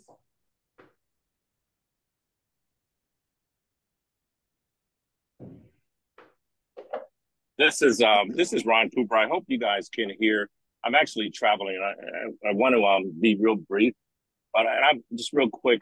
Henry invited me, and I've been working in the logistics in that cannabis space for about over 15 years now. I guess I started out when I was 12 years old, and that was probably 30 years ago. So I'm based out of California. I got to watch the regulations of how they tighten up and work with some people in Denver, Colorado, and then Portland, Oregon. What I just wanted to echo was that this is something that if you're taking serious, we definitely have to work collectively. Someone needs to mute. The question would be, do we have the ability to be able to connect? Because Alabama just recently licensed cannabis, and they gave 7 licenses. So this is a great thing. You guys are right next door. I'm in Los Angeles, California, Raleigh, North Carolina, Charleston, South Carolina. So Alabama just issued 7 licenses, and this is kind of like really relevant. 2 of the manufacturing licenses were African Americans. So they are literally just getting started. So I just want to say that we definitely need to work together collectively. The money part and the lobbying is a very important thing. I put in the chat, if everybody's able to get to it, an organization called Minorities for Medical Marijuana. They're out of Orlando, Florida, but they're nationwide as far as helping new businesses and old businesses start up to kind of get through this red tape. Georgia is on the map. Obviously, Alabama just got their licenses. North Carolina, I've been with North Carolina with the hemp, working in that space, but California more than anything. California is the most regulated, but of course we had to jump through so many hoops. I'd like to be able to share some of our lessons learned from the people that I've worked with that's been in the industry for over 30 years. But stay with it. You have to be intentional, and we definitely have to work together. I just wanted to share that with you. Thank you for allowing me to share. Thank you. Thank you. There's a question in the chat. They want to know if any of the members of the panel can elaborate or speak to hemp clothing. Well, I can share this much with you. Let me give a shout out to Baldwell Farm, Derek and Hamid. In fact, that's what they're doing. We are working together, and they are doing the. In fact, I bought a shirt from him. He has the tote bags, hemp, the shoes, and they sell it, and even have hemp in the honey. What about that? I just like to. The answer is yes. There is a market for hemp clothing. Yes, it's antibacterial naturally because of the hemp itself. It's better than cotton. You don't use as much water to grow the hemp as you do with cotton. So it's naturogenic in that sense. The process of growing what they call industrial hemp or for fiber. You're growing for fiber. And what you have to do, the process of that is you have to grow it, you have to cut it down. You have to, what they say, red in the field, let it kind of rotten in the field to dry, and then you separate the outer skin of the fiber, and then the inner part, which is called the hurd. The outer side is what is used for fiber, and that's what you make clothing with. And you use a machine called a decorticator if you want to get fancy, and it separates those two things very quickly. And so that's how you go into making fiber for doing clothing. Very interesting. There's a comment in the chat, and I'll just throw the comment out there, some facts. It says New York got 85 legal gummy shops, but they got 2,000 illegal shops. Just a little known fact. Thank you for sharing that, whoever put that in the chat. We appreciate that. May I? Go ahead, we're back online for questions. Yeah, give your name and your question. Yes, ma'am. You can go ahead, sir. You're on mute. Unmute. Okay, how about that? Yes. Okay, my name is Derek Muhammad with Bossville Farms here in South Carolina. And I appreciate all the great conversation going on. I just want to hop in really quick. I'll be demonstrating a decorticator this Saturday at our 420 planting party that we have. It's our 4th annual party in Allendale, South Carolina. And as Mr. Chris Nelms has said, we've been pioneering hemp here in South Carolina in the textile space for the last 2.5, 3 years. We started out in CBD like everyone else. Brother Henry Hobart as well. Good to see you. But Brother Henry Jones and I have had many conversations about this, and even in the textile space, processing is the stopgap. And one of the things that we've been working on is raising money to build a facility here in the low country of South Carolina to actually produce the raw materials that will go into making clothing, shoes, also car parts, building supplies, plastics, hemp plastics. They break down, unlike the petroleum-based plastics, within 90 days after you put them into a landfill. So there's many different things. Somebody put ropes. Yes, ropes are one of the fundamental products that we produce. We also produce hurd for animal bedding. Someone mentioned horses a little bit earlier. Hemp hurd is one of the best animal bedding products that you can buy. It reduces smell, reduces flies, and a whole line. But we could talk about the many benefits of using hemp. But again, the basic infrastructure of putting the industry together is where the stopgaps are. In the farming, farmers have taken on the financial responsibility of building the business for the last 5, 6, 7 years now. And we really are looking for the private money, private equity come in to kind of help us to close these stopgaps. If you go to bossvillefarms.com, all of our contact information is there. Bossville Hemp Processing is also a landing page for anyone that's interested in investing in the processing company. As Brother Chris Nelms mentioned, he's on our board, and we are very interested in networking and talking with everyone on this call. The medicinal side of hemp is one piece of the puzzle, but the big chunk really lies on the textile side because it can be used in thousands and thousands of products. So I'll yield the floor, but thank you all very much for this platform. Thank you. We're back online. If you have a question, please ask the panel your question. If you have a comment, you can stick it in the chat. We'll try to save this and send it out to everyone that was registered, so you'll get a copy of all the questions. But if you have a question for the panel, you can unmute and ask the question. Okay, everybody, this is Sheba again. So as a veteran, I know that the VA doesn't even consider any oil usage or anything like that, which is a big part, which is like one of the biggest medical systems in the United States of America.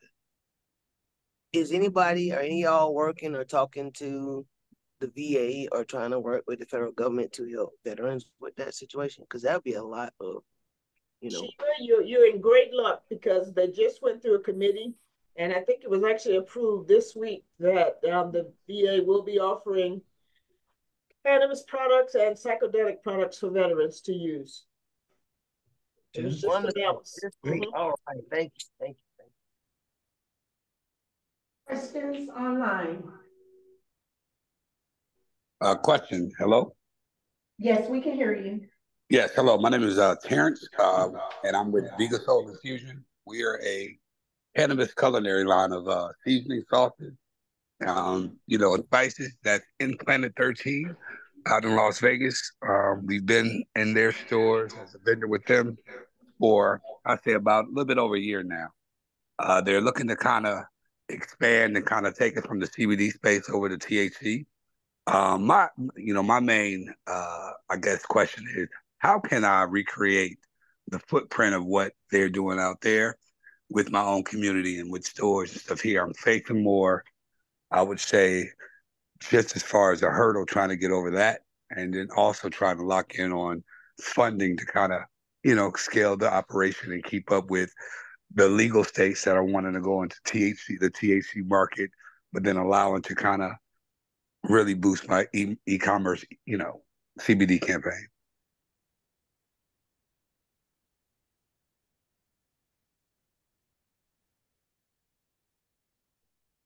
Did I clear that up a little? Pretty good for you guys? Terrence, I can maybe jump in here real quick. There are a number of different companies in California and in Colorado that have really been successful in bringing their products to New Mexico through licensing agreements with other producers and other manufacturers here in our state. But those have mostly been structured around licensing agreements because obviously you can't transport that product across state lines. So yeah, that's normally and probably the most successful. I commend you in what you're doing on the edible side, the culinary side, if you will, of product development. Most of the ones that I've seen here that have been successful have actually been with edible products such as gummies and other types of edible chocolates and what have you. I'd be more than happy to visit with you on that. Certainly about how that's moving along here in New Mexico, and of course we're surrounded, of course, to the north by probably the most mature market in the country. Anyway, I will be definitely sending you my information so we can stay connected, sir. Thank you. Very good. All right. This is Art. Oh, sorry. This is RJ. Real quick, along that same lines, the question is: I know this was the Atlanta Black Chamber of Commerce, and it looks like there's some representatives from. I know Henry in South Carolina, maybe people in North Carolina, and then New Mexico. Is there a collective website or a collective group? Are you guys collectively organized to where we could send the information to one group, or is it going through the Black Chamber of Commerce of Atlanta, or how is that going to work moving forward? Because to Terrence's question, and that's why I put in the chat the Minorities for Medical Marijuana. It's a national organization that's helping all states. And let's say if you're in South Carolina and you do not have a Minorities for Marijuana chapter, you could petition to get a representative because they are literally collectively working nationally to be able to answer these problems and advocate for, lobby for, and because we understand their strength in numbers. So is there going to be the Black Chamber of Commerce of Atlanta that we reach out to, or how is it going to work going forward? Great question.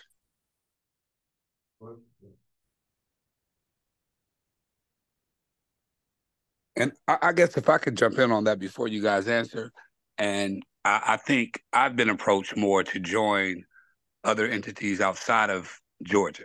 You know, the Las Vegas Chamber of Cannabis, organization in California, but I haven't had that opportunity here. Not, you know, within the state as well. Like, will we have something that come out, because it isn't our people that is running these organizations? So, if I'm seeing all of us together now, how can we all stay connected in that format?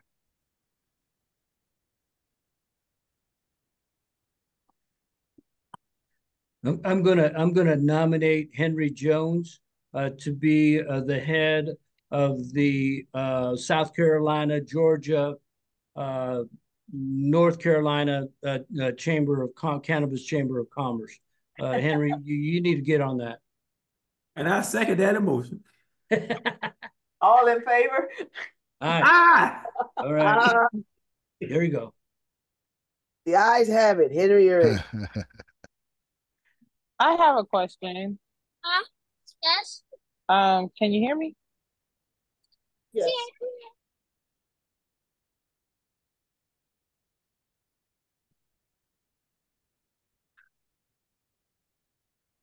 Dr. Doma, you're on you're on mute. Okay. Can you hear me now? Yes. Okay. I'm at the playground. All okay, right. we were asking, hey Nancy, hold on just sorry. 1 quick second. Let's let Henry finish. I was on mute, so I apologize. Okay, Henry, go ahead. So you're absolutely correct. We need to work together in collaboration on all of this. As the chamber, you know, we're probably one of the first ones to do these sort of events as a chamber. So we're opening up the doors and the dialogue for that. We do have an agriculture department, and yes, we would like to establish this as not only just a once a year thing or twice a year, but to share the information that we've collected, not only from Georgia. That's part of the panelists that we have here tonight, not just a Georgia perspective. We always want to give a perspective from around the country. So you're absolutely right. We want to start that collective chamber part where we will get the information. We will start sharing it with everybody. But I'll let the president speak to that. Right. Go ahead, Mark. Yes, and this is. You're on mute again.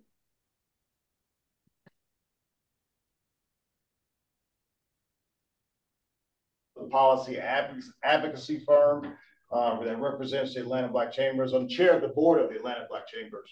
And years ago, we had an agribusiness committee that during the transition from one organization to the other, that actually went somewhat dormant.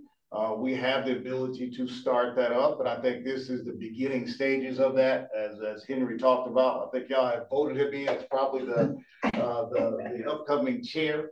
And so I'll be bringing this up to Melvin Copeland, our president and CEO, who had to step away. We'll have that conversation with him very soon about the agribusiness committee actually starting up. So this is definitely great. Been a great conversation. I do want to just add to a lot of the common areas that we have talked about is centered around public policy. And that's where we win as a Black community, when we are actually heavily engaged in the political, the advocacy process when it comes to cannabis, when it comes to any industry out there that we're in. We have to, I know there was a question about the young millennials or young Black Americans. You have to get involved in the public policy process.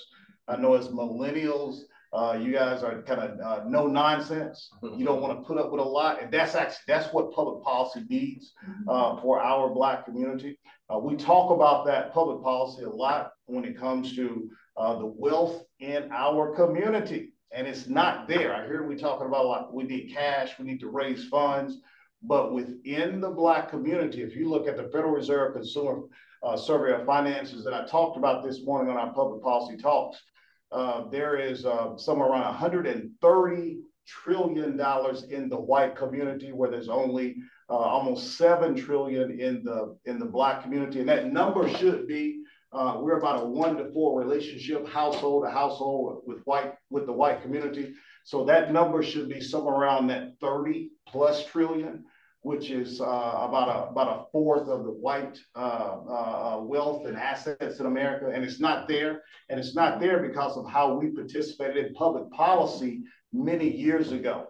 We talked about reparations, and if we want to equalize America, we got to start having a true serious conversation collectively about the conversation around reparations, because that's the only thing that is going to close the racial wealth gap, period. So we need to have serious conversations around that in every industry that we're in. This cannabis industry is going a long way. There's not enough Stephen Locks that own dispensaries around the nation. There's generally one per state, I guess, if that. And we need more, and you force the issue at the beginning stages of talking about public policy. And that's what we want to do in the state of Georgia, because it's not sanctioned fully in the state of Georgia. It's probably coming sometime soon. I guess all of us were probably expecting it to come. So we got to really be strong, and we can actually start that with that agriculture committee. And I'll be talking to Melvin Colvin, our president and CEO, tomorrow about this. So thanks a lot, everybody. This has been great. It's been great. And Nancy, I did not forget you. You can go ahead and ask your question. Okay, awesome. And first and foremost, I want to appreciate all the panelists and all the comments in the chat. I was very well educated. I had no idea about cannabis. I know about like the medical marijuana and people getting high and stuff. But my question was, as it pertains to business, so I'm in a different industry. I'm in transportation, but you know, there has been a lot of buzz about getting in on the cannabis industry and more, you know, planting. I wanted to find out if any of you guys knew if, say, we wanted to get an acre or two of land to get started, if there were any grants or any kind of incentives out there to other than getting the license. I know we've talked about that, but do you know any niches with this cannabis industry where one can really take advantage of grants or state opportunities to get involved, like buying land or things of that nature? Or is it too new to tell? Well, with USDA, they have a number of grants for land. They have low interest loans. They have, you know, low bearing interest, but nothing specifically for cannabis stuff that's out there. Can I tap in real quick? This is RJ. I'm in logistics and transportation. That's okay. Yeah, sorry. Ask a question. Yeah, I just want to answer her question because I am USDA registered. The key is to go into transportation and farming as a beginning farmer and rancher through USDA research and development. You'll get all kinds of opportunities for funding as a transportation and logistics number one. If it's transportation you do, which I've been doing for 15 years, on the farming side for hemp, research and you go in as a farmer, because farming is for hemp and for minorities and women-owned businesses. Hundreds of funding is out there for right now for startup businesses, beginning farmers and ranchers. And you don't mention marijuana, you mention industrial hemp research and development, and watch what happens next. Thank you for that. Just wanted to chime in. I have one quick question for everybody. Oh. So I'm in the insurance field for about 15 years now. I wanted to raise a question of, it sounds like some of the challenges have been financing in some other areas. I wanted to raise a question about people that are, you know, anywhere from the farming process to the retail process. Where are you guys looking to get insurance on some of those places? Because I understand some of the banking won't finance because of Schedule 1, and then, you know, that kind of goes hand in hand. Like, who would insure cannabis farming to the end of a retail product? From my experience, I've had general liability business insurance for, like I said, I have an online hemp company, And so we got general product and general liability for our online hemp product company. The farmers, I have a farm that has other animals and things of that nature, not just for hemp. So I do have farm insurance that way also. So if you lost a crop, that will be covered. Yes. Okay, good info. Yes, hi, I have a question. Number one, I don't know if I missed this, but can we please have Mr. Lott's contact information, if someone could put that in the chat? And then my question is around supportive services. Are there any services around the hemp cannabis CBD industry that we should be looking into that does not require a license? There are some online. There's a company that we've involved ourselves with. It's called Cannabis. They have an online where you can actually set up a business through their services, where you don't have to keep the inventory and all of that. But you have to really be understanding what you're doing when you get into those spaces, because a lot of the people now are requiring you can't physically have it, but they're going to get online presences, and then they're going to start regulating that, because they already have started regulating your online e-commerce stuff. So there are some industries, but it's very, very, very tricky out there now. You want to? There are a lot of ways to creatively get into cannabis, and from the business side. So you can own land and then literally rent it out, right? Rent the land out to farmers, right? And being creative to kind of get involved in it. I know a lot of people that leverage their building, that leverage their land, that leverage if I have a cousin who's a scientist, right? And so just getting them in the field, right? So it's a lot of ways to get in the field without actually having the license, being an employee, like being employed by somebody, right? These farmers need growers, these farmers need helpers, these farmers need right workers, and the best way to get involved is to get involved in the entry level phase. And then I'm telling you, there are always jobs. They need people who are dedicated, because especially as a grower, you have to love that plant to be a grower. And that's the other misconception that we don't really talk about a lot. Like, you have to love this field and love that plant, because it's a lot of care and attention that goes into it. So if you can find someone who love it, you don't have a great education or a long education to be in this field. You just have to be, learn what you learn and master it. So thank you. I'd like to say something, if I may. Sure, go ahead. So good evening, everyone. This has been very interesting and invaluable information. My son does a podcast in New York City at a place called Con Bud, which is a dispensary. And if anyone is interested in being a guest to bring the information that you have to his audience, my email is profjoancartwright@gmail.com. And his name is Michael Serrano. So if you just email me.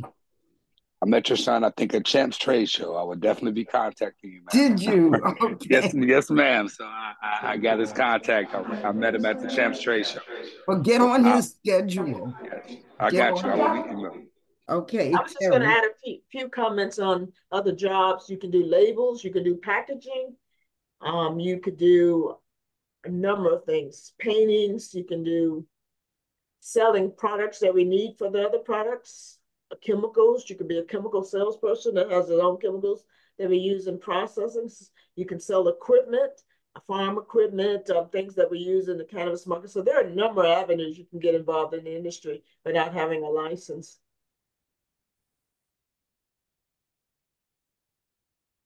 Hey, that's very, very awesome. Oops. I see Dr. Adoma, please unmute. What I'm saying, Every event that we've hosted, we have the same problem at the end. We don't want to stop. It's like, it's really crazy because we still got tons of questions in the chat. So what I'm going to propose with Henry and the leadership of the chamber, we need a series 3, a continuation of this. So I'm going to invite all y'all to come down to Atlanta and talk about growing hemp. We'll send you the dates, but it looks like I might have to take 2 more questions, but if I take 2 more questions, we'll go a little bit over. Are you guys okay, or do you want to shut it down? Dr. Adoma, this is Hayden Singleton. I'm assisting Melvin on the call. Yes. Instead of having the questions, if they could post the questions in the chat, sure, that would be great. And we could take the next minute, 2 minutes, and everyone can kind of post, their contact info, where they can be reached at, websites that they have in mind. And we can save it, and maybe they can message you on social media or something, and we can keep the ball rolling. Absolutely. So now, if everybody can put exactly what he said, your contact information in the chat, Lawrence will save the chat. We'll follow up with all of you with the date for the next event. And I know the panel want to give one last tip, like a 10-second tip. So we got 7 panelists.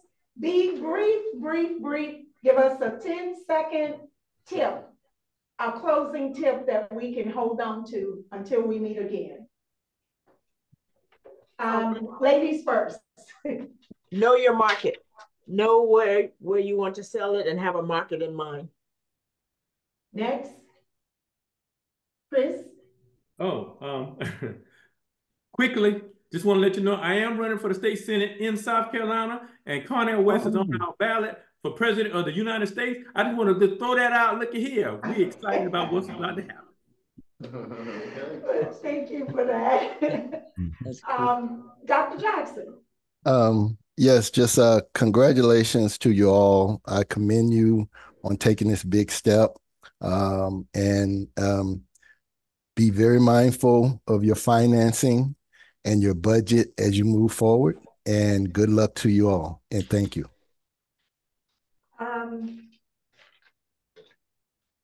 Did I cover everybody online? Somebody's missing. Hold on. Dr. Leonard.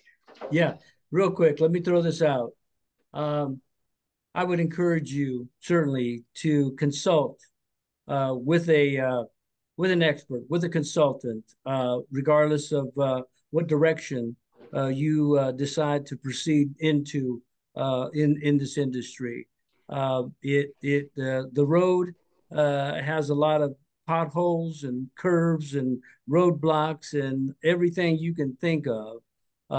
And so, I mean, you wouldn't go on a road trip, or a GPS without a map, and you need a map if you're going to be in this industry and succeed. So that's what I would encourage everyone to do if they're looking at exploring the opportunity in hemp or cannabis. Thank you. Thank you. Stephen, the finance guy. Yes, for everybody who wants to know, I'm Stephen Lott. You can reach me on Instagram. I'm Steve the Finance Guy everywhere. So that's kind of like the easiest way to find me. But my advice as a dispensary owner, we want to help, right, other dispensary owners. So our job is we're going to franchise. Our goal is to raise money in this next phase, and we're going to franchise to help people with the process of clearing out that red tape, right? Really like cutting out trial and error and really helping them so we can build community together. So we don't have a million different individual dispensaries. Our goal is to help and kind of be one motherland, right? For everybody in each state. And so we plan to do that through merchandise, products, and franchising. So be on the lookout for the motherland. Thank you. All right. Last but not least, Henry. Yes, the GOAT. My advice is to do your research first. Make sure you research what you're doing, where you're doing it, and why you're doing it. And build your team, and also have an exit strategy. If you don't have an end game, your end may come faster than you really think it is. So establish your end game so you know what you're doing, why you're doing it, and when you're going to get in and out. Thank you. So you guys can see that we've covered a ton of information. I hope by now all of you have put your contact information in the